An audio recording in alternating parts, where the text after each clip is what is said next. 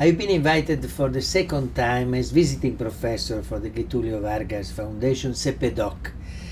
And while last year I focused on the European Union, its crisis and its future, this year I have been requested by Professor Alexander Morelli to deepen the relationship between wars and international relations, that in the framework of his class on global history.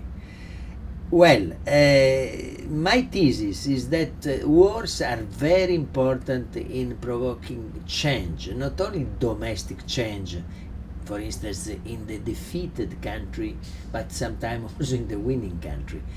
But wars are also very relevant in changing international relations between previous winners, previous enemies. And that was particularly true in the European history, but not only.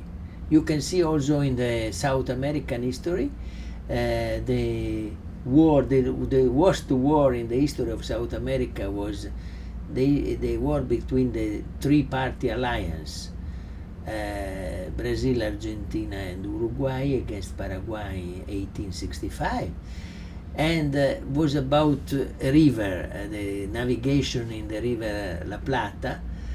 And after, we have 1 century later, the beginning after the dictatorships in 1991 of last century, beginning of the Mercosur and the Association Treaty. So that is the same happened in Europe with the Westphalian Treaty. Okay, the Westphalian Treaty was one of the worst war in the history of Europe between 1618 and 1648, and this 30 years war was the background for a treaty establishing the Europe of sovereign states. That is the end of the medieval time of the empire and the Holy Church, the Rome Church, as a kind of supranational powers, and the beginning of a period dominated by the balance among 5-6 big European states. And this was the guarantee and the framework for stability for several centuries, according to the principle of national sovereignty, non-interference or non-intervention, and balance of power. We will study with the course the evolution of this system. In the first part, until to the Napoleon Wars, where Napoleon destroyed the system for about 15 years, and the second one after the Wien Congress in 1818, when the system was restored and revived by the Vienna Conference, and firstly with a particular role by Austria, and then by a particular hegemonic role by UK, even if sometimes complemented by the role of France, of Germany, Bismarck, and so on. This European concert, as we say, is particularly relevant because in the 19th century we have the second time in particular in the second period of the 19th century, we have the first wave of multilateral agreements. And the first one is, like in South America, about river navigation, the Rhine, the most important river in Europe.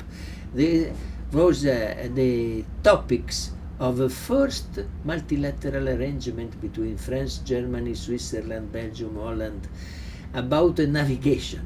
So this was the first European community in 1830, followed by another multilateral agreement on post and telegraph, then on weights and measures, and then on hygiene in working life, and so on. So multilateral civilian agreements on the principle of the general application for everybody started in the context of the European concert, that is this kind of system of conference among big powers, who was the which was the, let me say, able to combine multipolarism with diplomatic arrangements. And this was a key of European stability until the two world wars.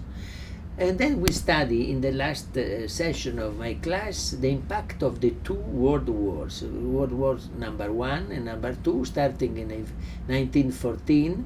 We can say, like many historians, that we have a kind of second 30 years war from 14 to 45, and the conclusion of these wars is a new European multilateral order, which is the European Union. We would not have the European Union without the two world wars. The first idea of the European Union is to stabilize peace in the continent forever. No more war between France and Germany, between Germany, all the neighbors of Germany.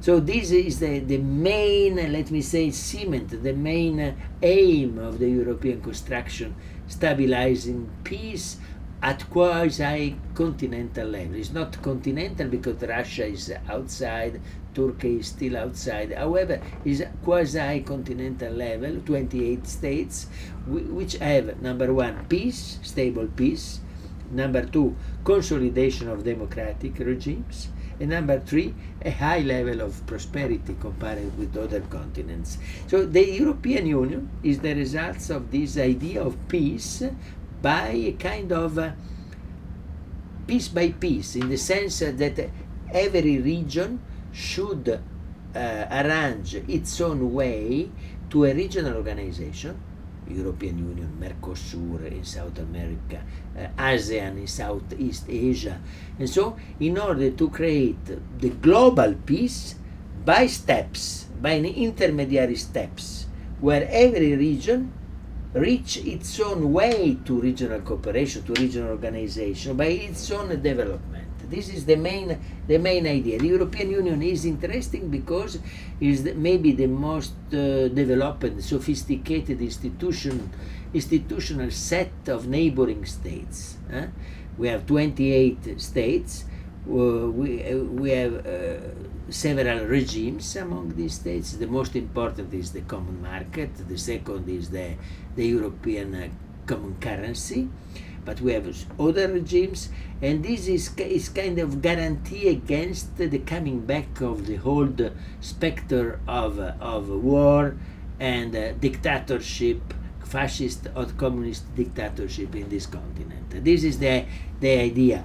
Peace and democracy and prosperity in order to avoid the coming back of the old phantoms of the European history, which were a problem for the old world because they produced two world wars. I think the same evolution, even with completely alternative ways, is on the way even in South America with Mercosur and UNASUR, even in Southeast Asia with ASEAN, and that is very important. I guess in our comparative research, we need comparative research between these different regions. Comparative research says very clearly that we will have more regionalism, regional cooperation in the 21st century than in the past, than in 20th century, even more. So even in spite of difficulties, problems, in spite of obstacles and domestic problems, regional organization will go on. There are structural features of next global governance. So they will also strengthen the legitimacy and efficiency of the global institutions like the United Nations, IMF, World Bank, and WTO, because these global organizations do need regional organization to support them, to help them by implementing their commitment, the arrangements, the treaties, and so on. So this is the message of the course, is that multilateralism is very important but should be revised according to the new demands coming from the south of the planet, according to the new demand of representation by emerging countries, and according to the need of providing a regional organization of an enhanced room of maneuver and an enhanced role within the global organization like United Nations, WTO, IMF. So it's a kind of bottom-up global governance which is coming for the next century.